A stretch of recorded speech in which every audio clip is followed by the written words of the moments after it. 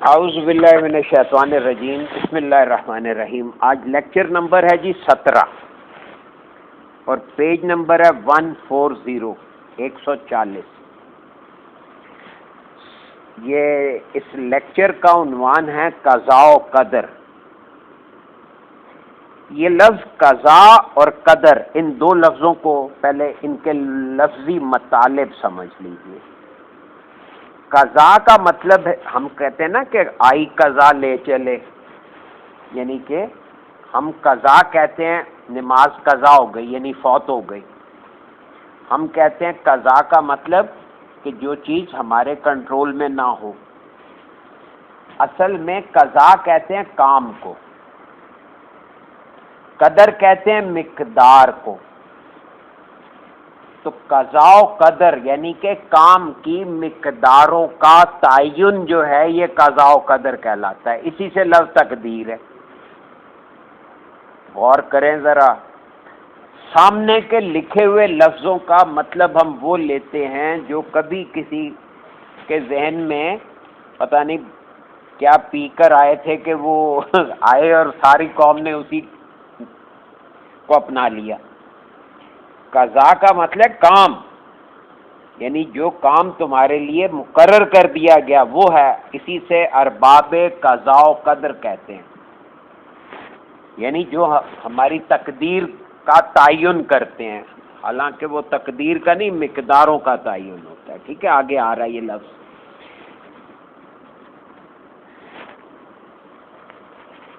اللہ تعالیٰ نے کائنات کو اس لیے تخلیق کیا تاکہ وہ پہچانا جائے۔ پہچاننے کے لیے ضروری تھا کہ کائنات کے تخلیقی عناصر اور کائنات میں موجود تمام مخلوقات کی نوعیں اور افراد کا علم جاننے والا بھی کوئی ہو۔ اب اس شعبے کو پر کرنے کے لیے اللہ تعالیٰ نے کائنات کے انتظامی امور انسان کو سکھا دیے۔ چونکہ یہ علوم براہ راست خالق کے تخلیقی فارمولوں سے متعلق ہیں، اس لیے انسان کی حیثیت اللہ کے نائب کی ہو گئی۔ یہ ہے سارا نظام کہ بھی اللہ چاہتا تھا کہ اس کو کوئی پہچانے، اور اس پہچان کے لیے اللہ نے کائنات تخلیق کی، کائنات میں نوعیں بنائیں، افراد بنائے، اور پھر یہ چاہا کہ نو اور افراد کے جاننے کا علم بھی کوئی رکھتا ہو، تو اس کے لیے آدم کو خصوصی صلاحیتیں پھونکی گئیں اس میں، پھر ان صلاحیتوں کے استعمال کا علم بھی دیا گیا۔ اب چونکہ یہ سارے علوم براہ راست خالق کے تخلیقی کاموں سے ریلیٹڈ ہیں، تخلیقی فارمولوں سے ریلیٹڈ ہیں، تو اس لیے اللہ تعالیٰ نے انسان کو گویا کیا رتبہ دے دیا؟ اپنے نائب کا۔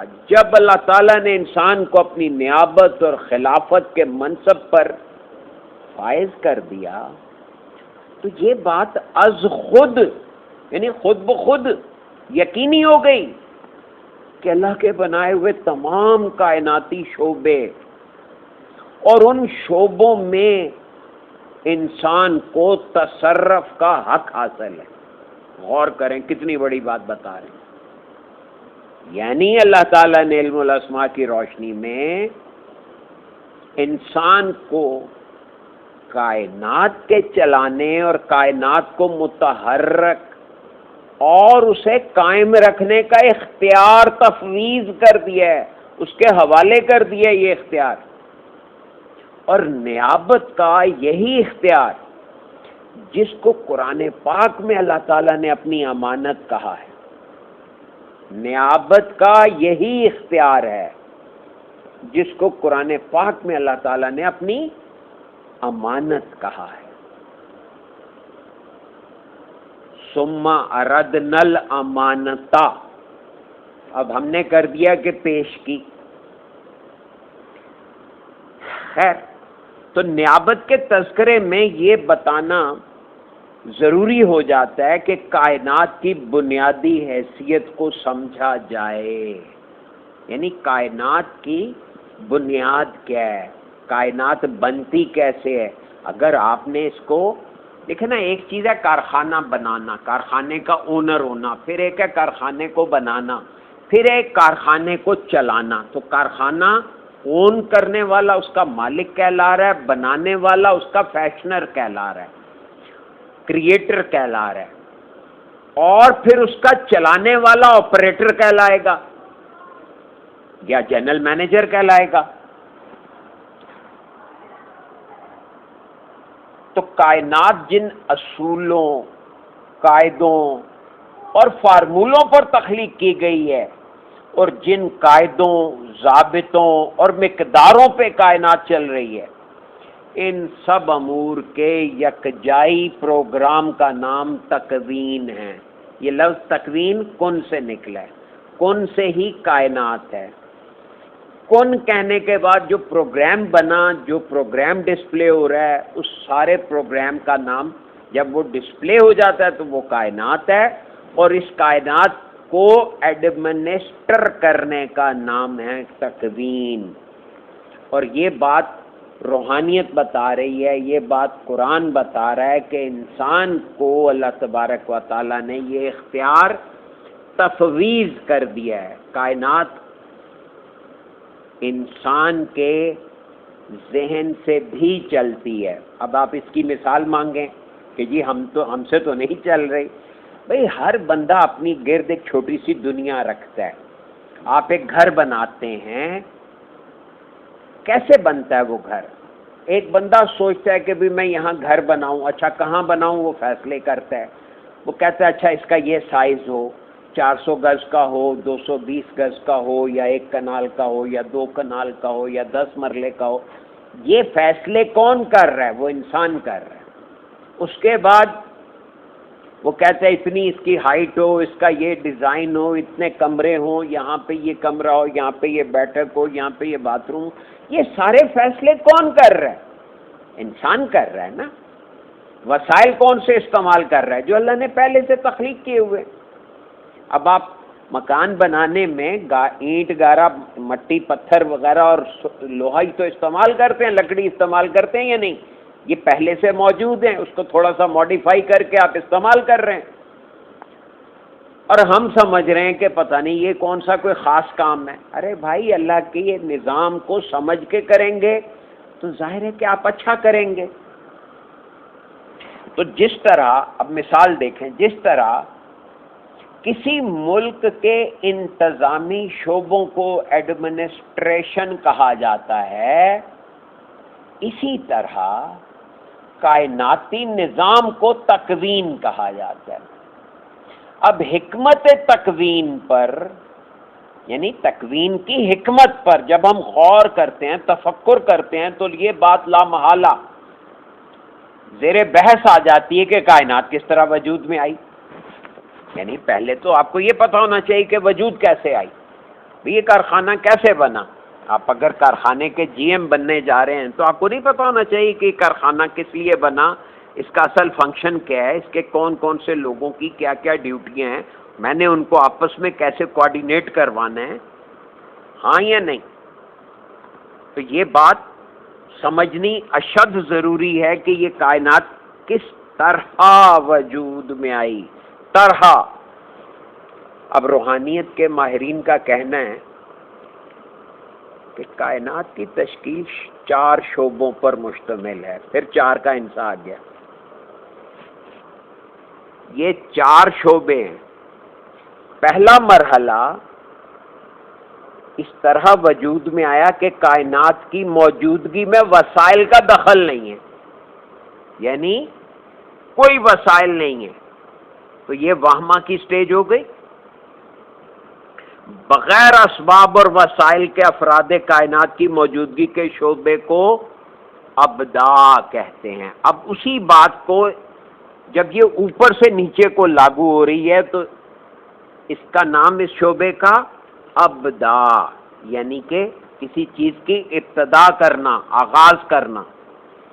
یہ کائنات کا آغاز بھی ہے اور کائناتی انتظام کا پہلا شعبہ بھی ہے. یعنی کائنات کی موجودگی اس طرح وقوع پذیر ہو گئی کہ وسائل زیر بحث نہیں آئے۔ اللہ تعالیٰ نے جب کن فرما دیا تو کائنات وجود میں آ گئی۔ اب عالم موجودات میں شکل و صورت، حرکت و سکون کی طرزیں جب نمایاں ہوئیں اور زندگی کے مراحل مرحلہ در مرحلہ وقوع میں آنا شروع ہوئے تو تکوین کا دوسرا شعبہ بنا۔ اب اس دوسرے شعبے کا نام خلق ہے۔ خلق میں نے کسی چیز کا تخلیق ہونا۔ اب خلق کہتے ہیں تقاضے اور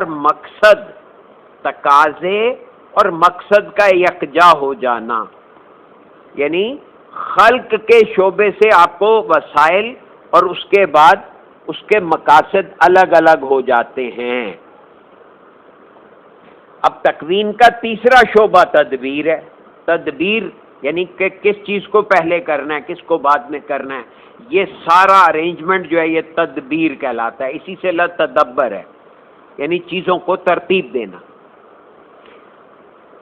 جس میں موجودات کی زندگی کے تمام اعمال و حرکات ترتیب کے ساتھ مرتب ہو گئے۔ ترتیب کے بعد بریکٹ میں زمان و مکان کے ساتھ مرتب ہو گئے۔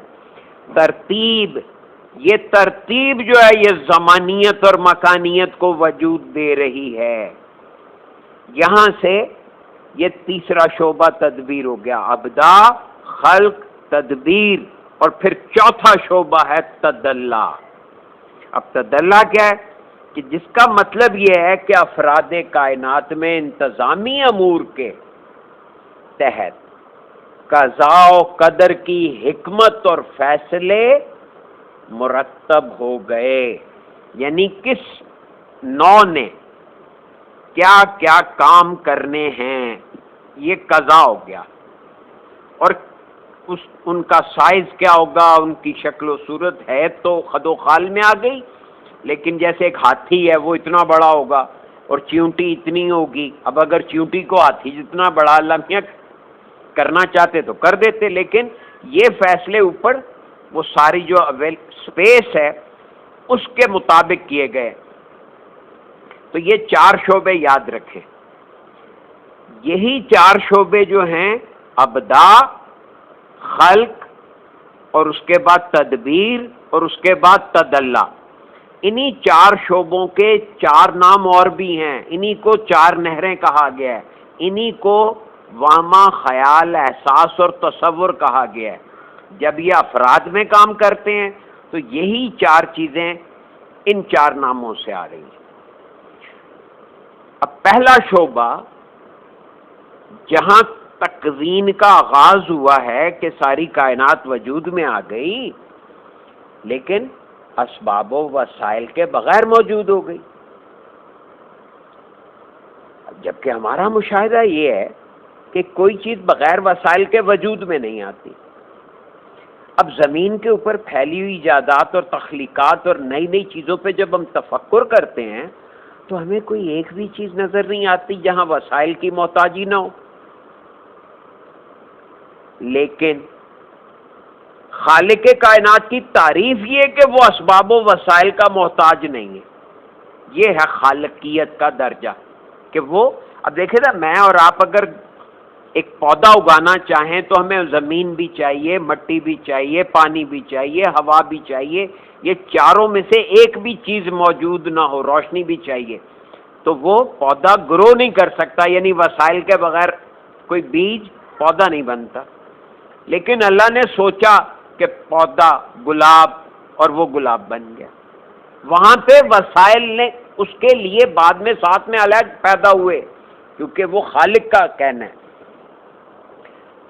اس کے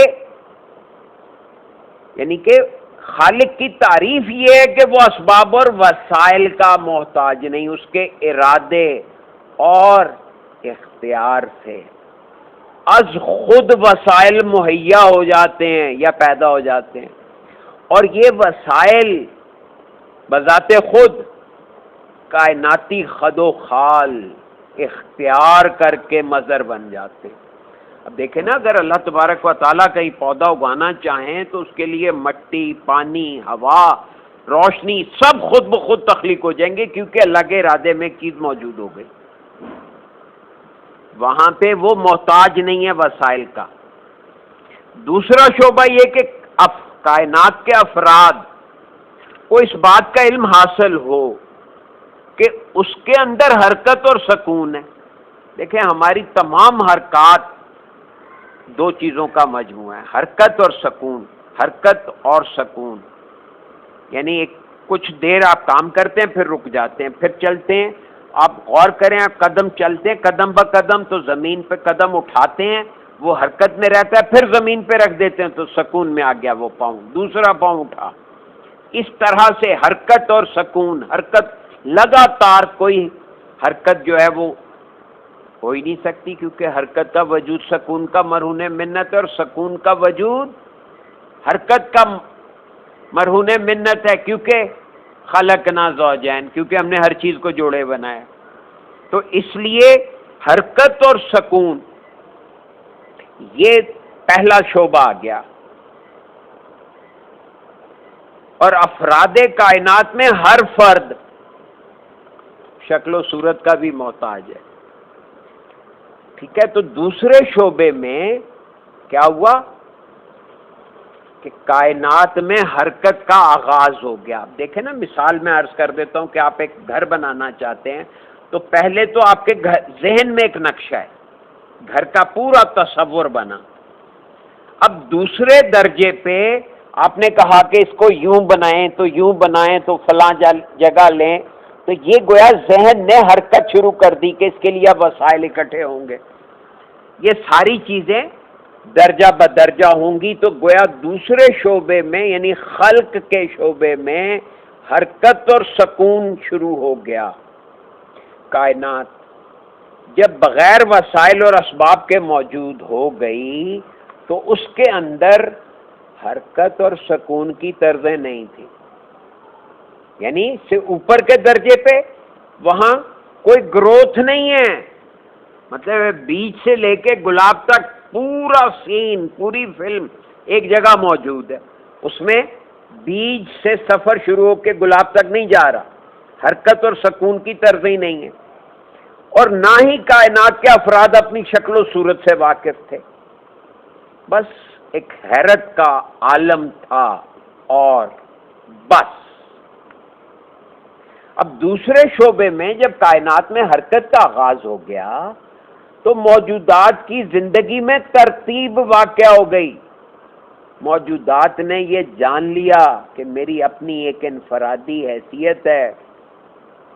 جب موجودات کے علم میں یہ بات آ گئی کہ اس کی اپنی انفرادی حیثیت ہے، اس کے اندر حرکت اور سکون کی طرزیں موجود ہیں، تو وہ اس بات سے بھی واقف ہو گئی کہ ان کی زندگی ایک ایسے دائرے میں بند ہے کہ جہاں وہ قضاء و قدر کے فیصلوں کی محتاج ہے۔ اب یہاں سے قضاء و قدر کے فیصلوں کی محتاجی کا آغاز ہو گیا کہ جو بات کام آپ کے لیے طے کیا گیا ہے وہ، اور جو مقداریں آپ کے لیے تعین کی گئی ہیں ان کو آپ کو فالو کرنا ہے۔ اب یہ تکوین کے 4 شعبے دوبارہ سن لیں۔ وسائل کے بغیر تخلیق، حرکت کا آغاز ہونا، ترتیب اور خود شناسی، اور پھر مخلوق کا قضاء و قدر کے فیصلوں کی محتاجی۔ یہ ہیں تکوین کے 4 شعبے۔ جب تک ہم قضاء و قدر کے فیصلوں کے محتاج ہیں، اب آپ انسان کا رتبہ دیکھیں کہ جب وہ قضاء و قدر کے فیصلوں کا محتاج نہ رہے اور خود ترتیب دینا شروع کرے، اور یہ آتا ہے خود شناسی سے، پھر اگر وہ اس سے بھی اوپر اٹھ جائے تو وہ حرکت اور سکون کو حرکت کو روک سکتا ہے اور سکون کو حرکت میں بدل سکتا ہے۔ یعنی کارخانے کا چلتا پہیا روک سکتا ہے یا اس کو رکے ہوئے کو چلا سکتا ہے.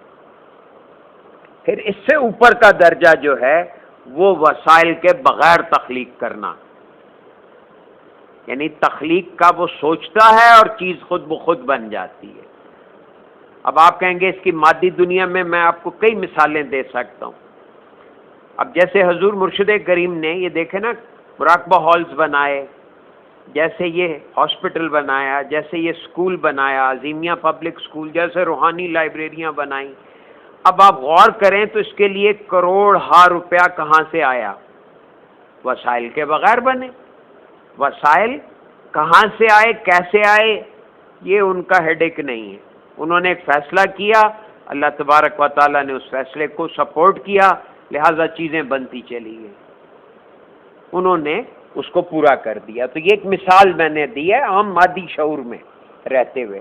اب کائناتی نظام کو دیکھیں ذرا، یہ اس کا اگلا ٹائٹل جو ہے ذیلی ٹائٹل. آدم کو تکوین کے 4 شعبوں کا علم اس لیے عطا کیا گیا ہے کہ وہ کائنات میں اللہ کے نائب کی حیثیت سے اپنے فرائض پورے کر سکے. یہاں یاد رکھیں حقوق کا کوئی چکر نہیں ہے، آپ کو کہیں نہیں ملے گا. صرف یہ ہے کہ آپ کو یہ اختیار استعمال کرنے کا حق حاصل ہے، ورنہ ہر جگہ اپنے فرائض پورے کرنے اور کائناتی امور کو چلا سکے. اب انسانی علوم اور اللہ تعالیٰ کے علوم میں یہ واضح فرق ہے کہ انسان جب نائب کی حیثیت سے تکوینی نظام کو چلاتا ہے تو اسباب اور وسائل کا محتاج ہوتا ہے، اور اللہ جب چاہتے ہیں تو تخلیقات عمل میں آ جاتی ہیں اور قضاء و قدر کے فیصلے مدون ہو جاتے ہیں. یہ فرق سمجھ لیں آپ. جب اللہ چاہتا ہے تو وسائل بھی خود بخود آتے ہیں اور چیزیں بھی خود بخود، جیسے زمین سے خضر و پودے اگتے ہیں. تو یہ سارے کون سی چیز نے کتنا عرصے میں کیا کام کرنا ہے، یہ ہے قضاء و قدر. ہمارے ہاں زندگی کا تعین جو ہے یہ قضاء و قدر کہلاتا ہے.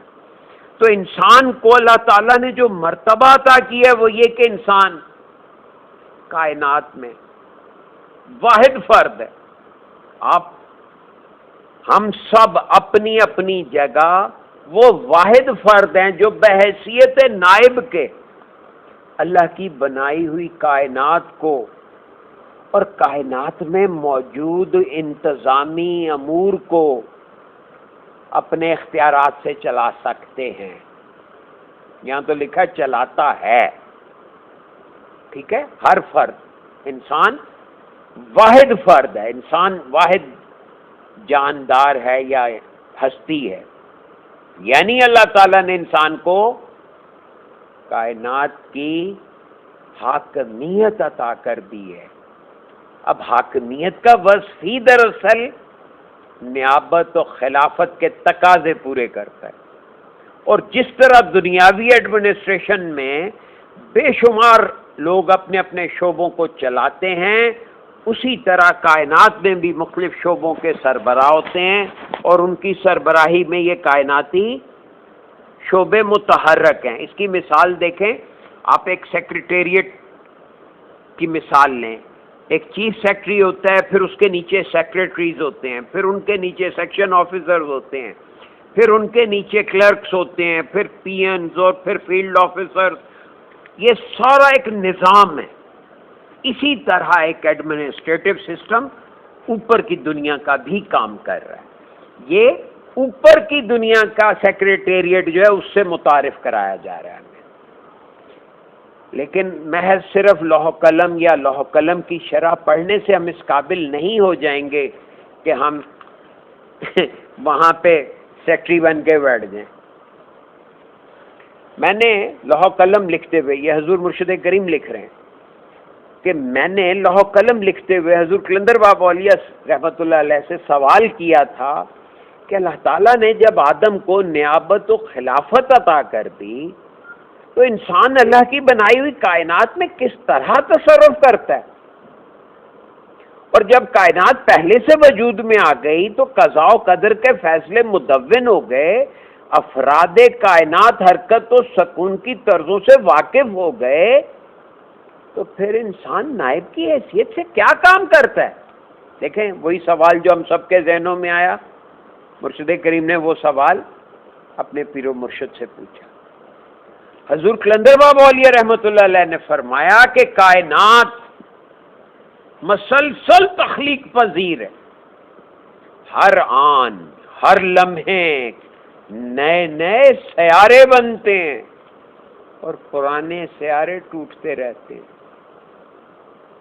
اللہ کے بندے جو نیابت کے فرائض انجام دیتے ہیں، ان امور کی نگہبانی کرتے ہیں، ان کی ڈیوٹی یہ ہے کہ جب اللہ تعالیٰ کائناتی تخلیق میں کوئی نئی تخلیق کرنا چاہتے ہیں تو اپنے نائب حضرات کی ڈیوٹی لگا دیتے ہیں۔ اب اللہ تعالیٰ کے یہ خاص بندے موجودات کی زندگی کے اسباب و وسائل، شکل و صورت، حرکت اور سکون کی طرزیں متعین کر کے اللہ کے دربار میں پیش کر دیتے ہیں۔ اس کو ایڈمنسٹریشن کی زبان میں یوں سمجھیے کہ اللہ تعالیٰ حکم دیتے ہیں اور اللہ تعالیٰ کے نائبین پالیسی بناتے ہیں۔ پالیسی، اس پالیسی کو اللہ تعالیٰ اگر قبول کر لیتے ہیں تو انتظامی امور چلانے والے دوسرے بے شمار افراد اس نظام پر عمل درآمد کرتے ہیں۔ شعبے، پھر تکوینی امور میں نائبین کے ساتھ فرشتے بھی کام کرتے ہیں، لیکن فرشتوں کو کوئی ذاتی اختیار نہیں ہوتا، یعنی فیصلے نہیں وہ کر سکتے۔ فیصلے اشرف المخلوق میں سے جو بندہ اس شعبے کا سربراہ ہوگا وہی کرے گا۔ آدم بحیثیت خلیفۃ اللہ کی بنائی ہوئی کائنات کا حاکم ہے، اللہ کے دیے ہوئے اختیارات سے وہ کائنات کی حرکات و سکنات کو ایک ترتیب اور معین مقداروں کے ساتھ قائم رکھتا ہے۔ اللہ تعالیٰ نے جب انسان کو اپنی نیابت و خلافت سونپی تو نیابت و خلافت کے فرائض انجام دینے کے لیے کائنات کی ساخت بناوٹ اور کائنات کی حرکات و سکنات اور کائنات کی زندگی سے متعلق تمام اسرار و رموز اسے سکھا دیے۔ اب کائنات کو کی ساخت کو سمجھنے کے لیے ہم نے اس بات کی وضاحت کی تھی کہ کائنات میں انسان کی حکمرانی جس عالم سے شروع ہوتی ہے اس کو باطن کہتے ہیں۔ اب غور کریں، انسان کی حکمرانی جس عالم سے شروع ہوتی ہے اس کو باطن کہتے ہیں، یعنی یہ ہے اصل میں باطنی دنیا، اور جس عالم میں اس حکمرانی کا مظاہرہ ہوتا ہے اس کو ظاہر کہتے ہیں۔ عالم ناسوت میں خلیفۃ اللہ یعنی خلیفہ اللہ کے دیے ہوئے احکامات میں، عالم ناسوت میں خلیفہ اللہ کے دیے ہوئے احکامات میں نقش و نگار مرتب ہو کر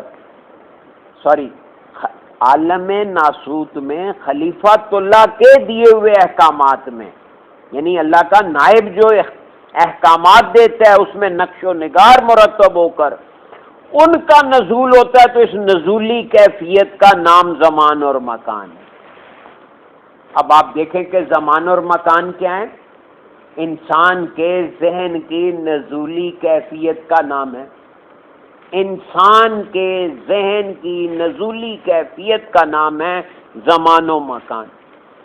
اب انسان اپنی حیثیت کو نہ سمجھے تو یہ ایک الگ بات ہے۔ اب یہ دیکھیے ذرا، حرکت کے بے شمار شعبوں کا تعلق روح سے ہے، اور روح کا تعلق تجلی سے ہے۔ تجلی کے دو شعبے ہیں، ایک شعبہ اخفا اور دوسرا شعبہ خفی ہے۔ لطیفہ اخفا اور لطیفہ خفی یہ روح اعظم ہے۔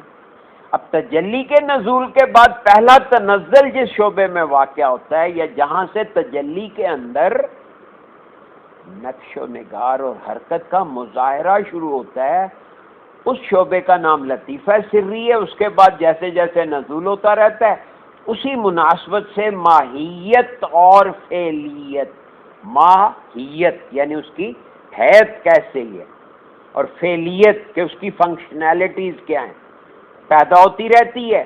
لطیفہ اخفی اور خفی کو ثابتہ کہتے ہیں، اور دوسرے دو شعبے سری اور روحی، روح انسانی ہے، اور باقی دو شعبے قلبی اور نفسی یہ نسم ہے۔ روح اعظم، روح انسانی اور روح حیوانی کے بجائے کیا لفظ آیا؟ نسمہ۔ گویا روح کے کل 6 شعبے ہیں، 2 شعبے باطنی ہیں اور 4 شعبے ظاہری ہیں۔ باطنی شعبوں سے مراد ہے تجلی مطلق، اور ظاہری شعبوں سے مراد ہے حرکت اور نقش و نگار۔ دیکھیں کتنے آسان الفاظ میں بتا دیا، اسی کے 3 درجے بتا دیے نا کہ تجلی مطلق یہ 2 شعبے مل کر اخفا اور خفی، اور ظاہری شعبوں سے مراد حرکت اور نقش و نگار یہ باقی 4 لطیفے ہو گئے۔ اب تجلی کی پہلی رو کا نام نہر تصوید ہے، اور تجلی کا پہلا نزول جہاں ہوتا ہے اس کا نام نہر تجرید ہے۔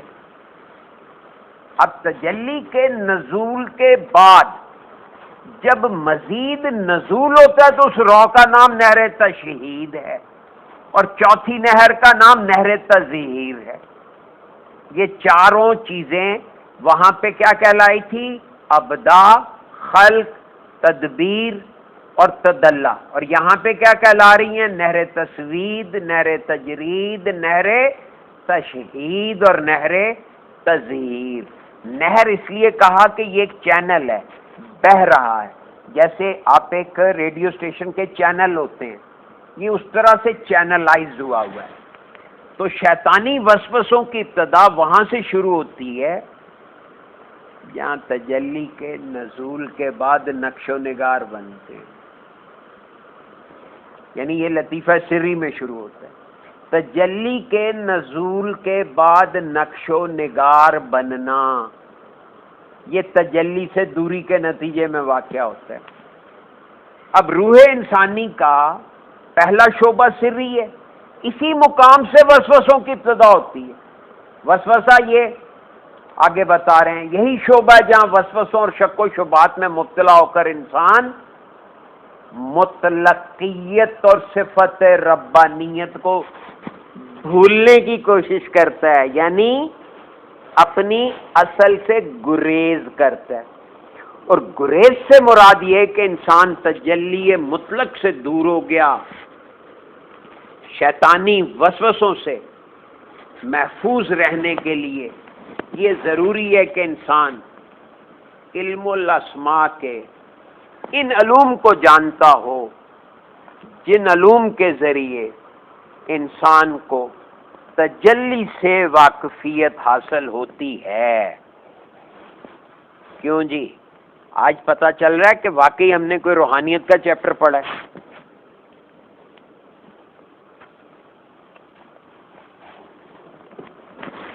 کیوں جی؟